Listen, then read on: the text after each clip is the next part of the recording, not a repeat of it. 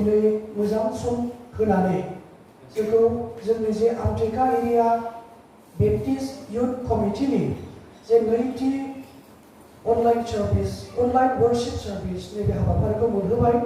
आङो साफ्रोमबो नायगिरि बिथांमोनखौबो दिनैनि बे हाबाफारियाव बरायबाय। बे समाव आङो मोनसे बाइबेल सिम फरायगोन, बेजोंनो दिनैनि जे अनलाइन वर्शिप सार्भिस जोङो बेखौ जागायगोन। फरायि गितफोरनि 150 नम्बर 1 आरो 2 सारि।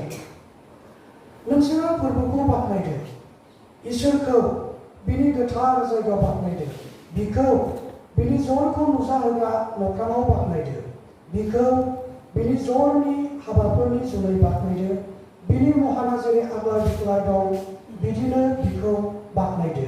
इसोरा बोर होजाथों। बे समाव जोंहा दिनैनि जे सार्भिस बेयाव जोंजों लोगोसे जोंनिनो PBCA नि जोंनि Sunday school promoter brother Saikan Basumatary बिथाङा जोंजों दंफैयो। बिथाङानो दिनैनि जोंनि जे इसोरनि राव बे इसोरनि रावखौ लाबोगोन।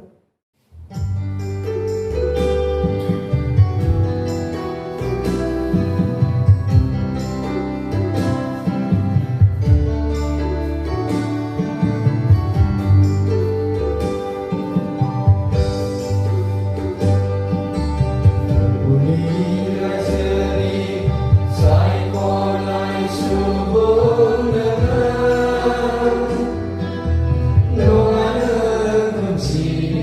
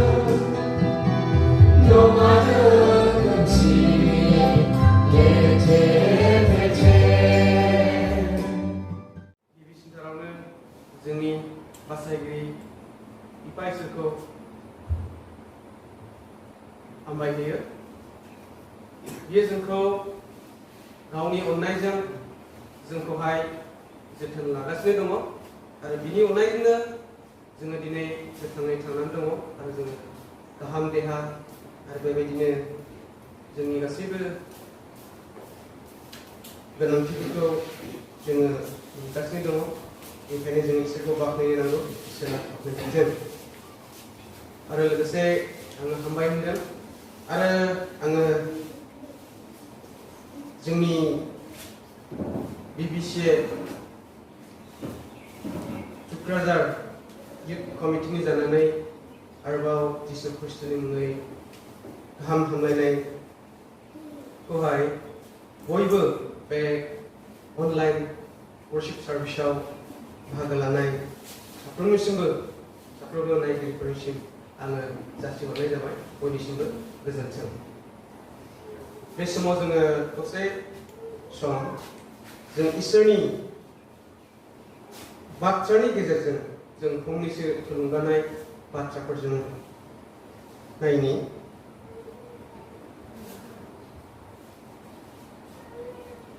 आङो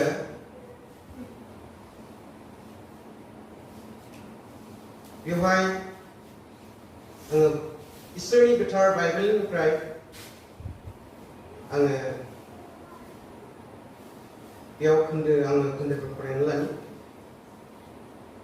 दाबिदनि लिरनाय गितफोरनि 1 नाम्बारनि 1निफ्राय 6 सिरिसिमखौ आङो फरायनानै लादों आङो जिसु ख्रिस्टनि मुङै फरायनो बि मानसिया साबायस जायहा दुष्टफोरनि खायदा खालामनायाव थाफायाखै पापीफोरनि लामायाव गसंफायाखै निन्दिग्राफोरनि आफादाव जफायाखै आरो हरगुनि रदाय खानायाव खुसि जायो आरो बिनि रदायाव देहेन खालामो बियो दै बोहैनाय दैखरनि जिङाव गायजानाय बिफां बादि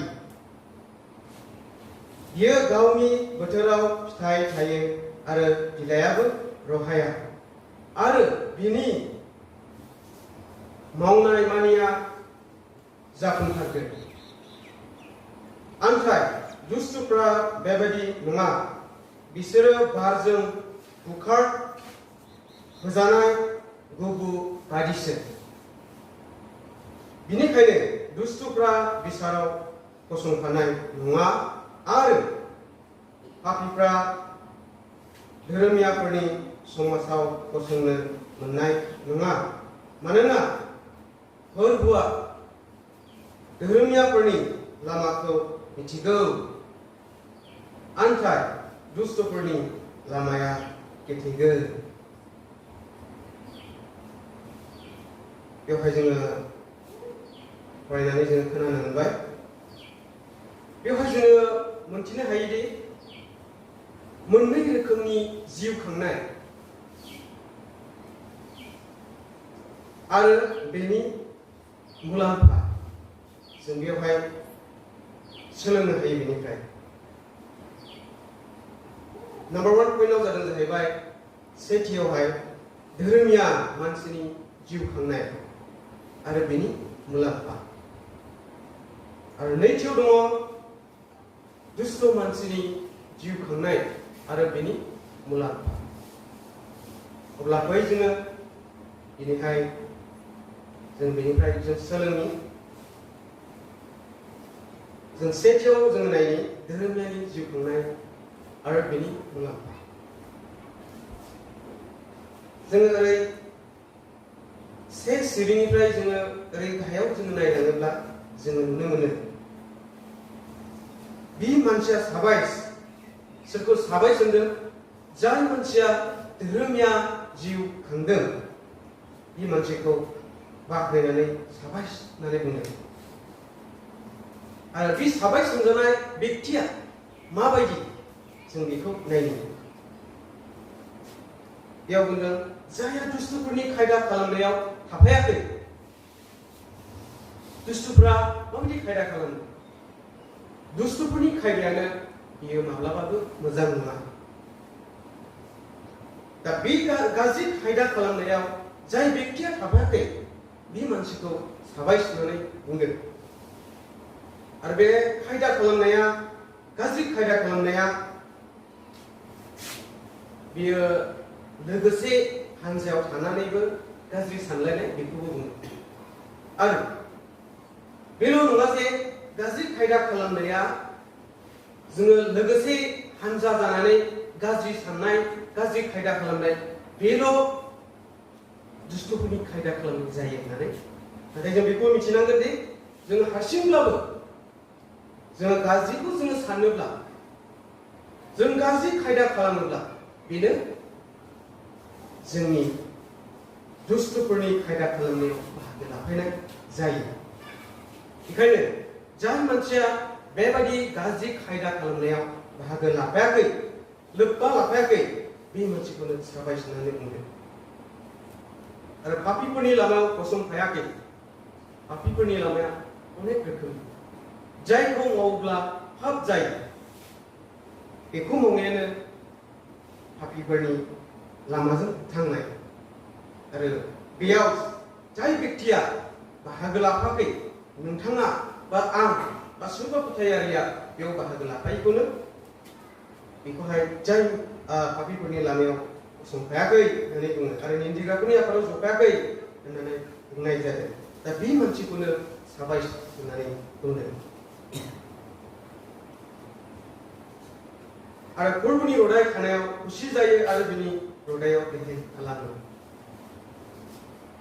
फोरबोनि रदायालाय माथो? जायहा इसोरनि रावखौ इसोरनि बोसोनखौ मोजां मोनो खुसि जायो आरो बिनि बोसोनखौ सानफ्रामबो देहेन खालामो बे मानसिखौनो साबाय होननानै बुङो। आरो बे बेक्तियानो जिउ खांनाय बेक्ति। अब्ला जोङो मिथिबायदि धोरोमिया सोर आरो साबाय सोंजानाय बेक्तिया सोर जों बेखौ मोननो हाबाय बे दाबिदनि लिरनाय दाबिदनि मेथाइनि बिजाबनिफ्राय जोङो मोननो हादों गीतफोरनिफ्राय। दा जों सोलोंनो हाबाय मिथिबाय जाय मानसिया साबाय बिनि मावनाय बिनि स्वभाब चरित्र बिनि आखुथाय साननाय हनायखौ जों बेवहाय बेरखांनाय नुबाय। बिनि साननाय हनाय गासैबो मावनाय दांनाय जानाय लोंनाय थाबायनाय गासैबो मैला गैयै साफा। दा बे बेक्तिखौनो जोङो धोरोमिया होननानै जों बुंनो हायो। आरो बे बेक्तियानो सानफ्रामबो इसोरनि बोसोनखौ बियो देहेन खालामो आरो बिनि बोसोनावहाय बे बेक्तिया खुसि जायो। दा दिनै नोंथाङा इसोरनि बोसोनजों खुसि जादोंना जायाखै बियो नोंथां मिथिगौ। आरो नोंथाङा जेसेबां देहेन खालामो इसोरनि बाथ्रायाव बेखौबो नोंथाङा मिथिगौ। दा बिनि मुलाम्फा जों बिनि मुलाम्फाखौहाय जों नायो। बियो माबायदिनो बियो दै बोहैनाय दैखरनि जिङाव गायजानाय बिफां बायदि। दै जिङाव गायजानाय बा दै बोहैलांबाय थानाय बे दै सेरावहाय गायजानाय बिफाङा माबायदि होननानै जोङो सोंलु लाबोयोब्ला जों बेखौ बुंनो हायो जे दै जिङाव रज'नाय गायजानाय बिफांखौ जों माब्लाबाबो जोङो जोङो राननाय नुनाय नङा बा रहायनाय नुनाय नङा। बियो थाजायै थायो गोथां महराव बियो थाबाय थायो गेरेमसा बे बिफाङा। आरो बुंदों बेवहाय बियो दै बोहैनाय दैखरनि जिङाव गायजानाय बिफां बादि बे गावनि बोथोराव फिथाइ थायो आरो बिलाइयाबो रहाया आरो बिनि मावनाय मानिया जाफुंथारगोन। बियो मानो गावनि बोथोराव फिथाइ थायो। बे फिथाइ थायो खारन बियो माबोरै फिथाइ थायो? बियो गावनि नांगौखिनि जिनाखि बे बिफांनो जिनाखि आदार नांगौ बिनो गोनांथि जानाय हासारफोरखौ बियो मोननो हायो। बेखायनो बियो बिफाङा थाजा जानायखाय बियो गोबां फिथाइ थायनो हायो गावनि बोथोराव। आरो बिनि बिलाइयाबो रानना आरो रहाया होननानै बेवहाय बुंदों। अब्ला जों बिनिफ्राय जों सोलोंनो हायो। दानिया फै जोङो नायनो 2 नम्बर पइन्टआवहाय बेवहाय दुस्थनि जीवन जापन खालामनाय बियो माबायदि जीवन जापन खालामो। आरो जों बुंनो हायो जे धोरोमिया बुङोब्ला धोरोमिया आरो अधर्मिया बिनि उल्थायै धोरोमियानि उल्थायै अधर्मिया। दा जोङो नायनि 2 नम्बर पइन्टखौहाय आंखाय दुष्टफ्रा बेबायदि नङा बै धोरोमिया जिउ खांनायनि बियो उल्था ने आंखाय बेबायदि नङा होननानैहाय बुंदों। अब्ला जोङो गाहायाव नायलाङो आंखाय दुष्टफ्रा बेबायदि नङा बिसोरो बारजों बुखारजानाय गुबु बादिसो बारा बारोब्ला जेरै अजन गियै गुबु बा हाद्रिफ्रा जेरै बारसियाव बारोब्ला बुखारलाङो लामाफोराव गारि सालायलाङोब्ला बे गारिनि थांनाय बारजों बि उरायलांफायो। बबेबा बार दोहौआ फैयोब्ला बुखारनो हुदाफ्रा उरायलाङो खारन बिसोरो अजन गियि जेबो मैलो बेसेन गैया। बेखायनो दुष्टखौ माबायदि होनदों धोरोमियानि जिउ खांनाया बिसोरो बारजों बिरखार होजानाय होनदों माने बारासो बिरखार होयो नालाय बारजों बिरखार होजानाय गुबु बादिसो। बेनिखायनो दुष्टफ्रा बिसाराव गसंफानाय नङा आरो पापीफ्रा धोरोमियाफोरनि समाजाव गसंफानो मोननाय नङा। दुष्टफोरनि जिउ खांनाया बेबायदि आरो जोङो एसे रिपिट खालामफिनोब्ला बैनि अपोजिट बुङोब्ला जेरै मोजां मानसिया साबाय सोंजानाय मानसिया धोरोमिया मानसिया जेरै दुष्टफोरनि खायदा खालामनायाव थांफाया नाथाय बिनि अपोजिट बै धोरोमियाया दुष्ट मानसिया बिनि जिउ खांनाया बेखौसो थाङो आरोखि जेखौ खालामनाङा बुङो बेखौसो खालामो जेखौ मावनाङा बुङो बेखौसो मावो। बेबायदि आरोखि उल्था दा धोरोमियानि जिउ खांनाया बेबायदि।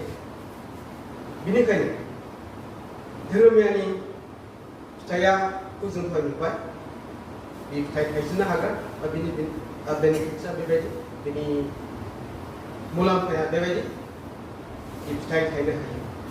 नाथाय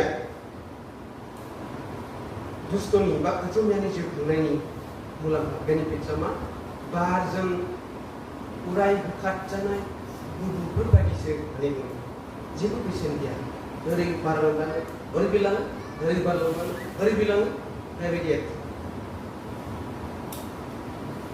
बेनिखायनो अधर्मियाफ्रा बा दुष्टफ्रा धोरोमियाफोरजों बिसाराव गसंफानो मोननाय नङा आरो धोरोमियाफोरनि समाजाव गसंनो मोननाय नङा होननानै बेवहाय बुंदों। बेवहाय 6आवहाय बुंदों 10 मानोना प्रभुआ धोरोमियाफोरनि लामाखौ मिथिगौ नाथाय दुष्टफोरनि लामाया मिथिगौ होननानैहाय बेवहाय बुंदों।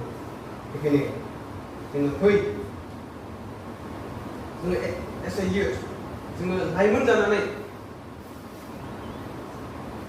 जोङो माबायदि जिउ खांनांगौ जों बेखौ गावखौनो गाव जोङो नांगौ आरो गावखौनो गाव जोङो थिग खालामो। जोङो बाइबेला जेरैबायदि फोरोंदों इसोरनि बाथ्राया जोंखौ जेरैबायदि खालामजानो लुबैदों जों बेखौ खालामनानै जोंनि जिबनाव जों इसोरनिफ्राय जोङो आशीर्बादखौ लानो आरो जोङो जेरै सिगाङाव बुंनाय बायदि धोरोमिया जिउ खांनानै जोङो फांसे गेरेमसा बिफां बायदि जोङो फिथाइ थाइसेग्रा जोङो जानो नोंथांनि जिबनाव बेसेबां फिथाइ थायनो हादों धोरोमिया जिउ खांनानै बेयाव नोंथांमोना मिथिगौ बेखायनो जोङो फै जोङो हिसाब लानि जों बेसेबांसिम जों फिथाइ थायनो हादों धोरोमिया जिउ खांनानै सासे लाइमोन जानानै आङो गुबुननि थाखाय बेसेबां बोर गोनां आङो बेक्ति जानो हादों जों बेखौ जोङो साननि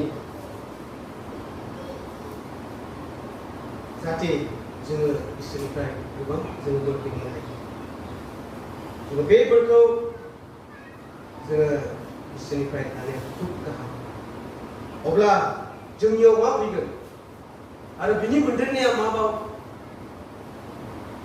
जोंनियाव धोरोमिया जिउ खांनायाव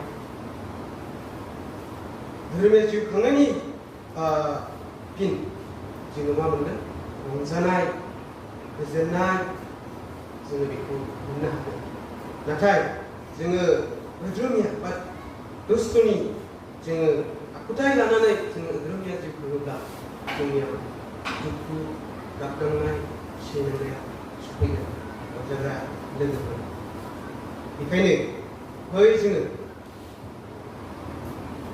गावखौ जेब्लायबो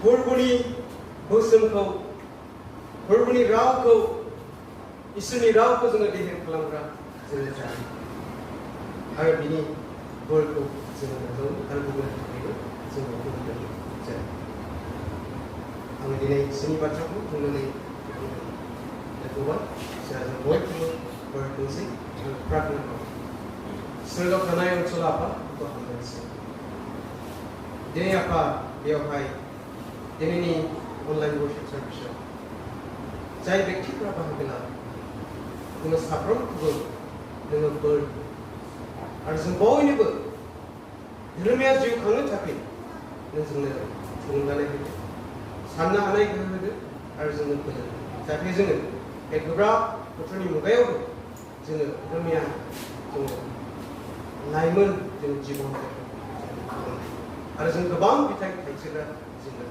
जानो हायो जों बयखौबो जिसु ख्रिस्टनि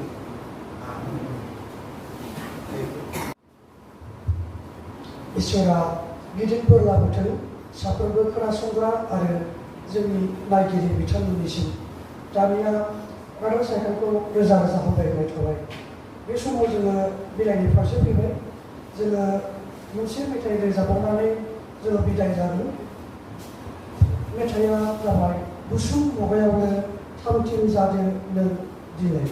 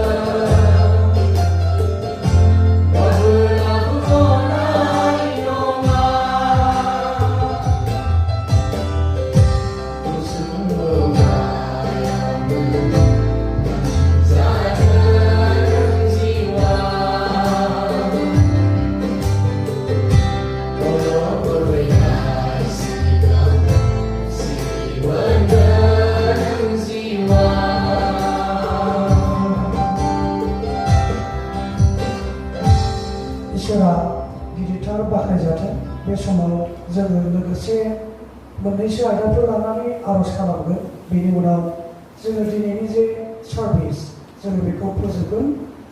गिबियावनो जोङो जोंनि गेजेराव जाफ्लेबाय थानाय दैबाना जोङो बेनि थाखाय आर'ज खालामगोन जाहाथे थाबैनो इसोरा जोंनिफ्राय बे दैबाना आरो अलखदखौ बोखारो। सेकेन्डलि जोङो गथायगोन जे जोंनि गेजेराव COVID-19 जे कर'ना भाइरास बेरामा गासिबो हादराव गोसारदों, जों बेनि थाखायबो आर'ज खालामगोन जाहाथे बेखौबो इसोरा थाबैनो जोंनि गेजेरनिफ्राय बोखारनानै जोंनो मोजां मोनसे गोजोन मोनसे आबहावा लाबोयो जोंनि गेजेराव। आरो आङो बे आर'जखौ फोजोबनो थाखाय जोंनि मानगोनां आमटेका एरिया बेप्टिस्ट इउथ कमिटिनि आफादगिरि सारखौ आर'जखौ फोजोबनो खावलायबाय। जोङो लोगोसे आर'ज खालामगोन, बेनिफ्राय आफादगिरि सारा फोजोबफैगोन।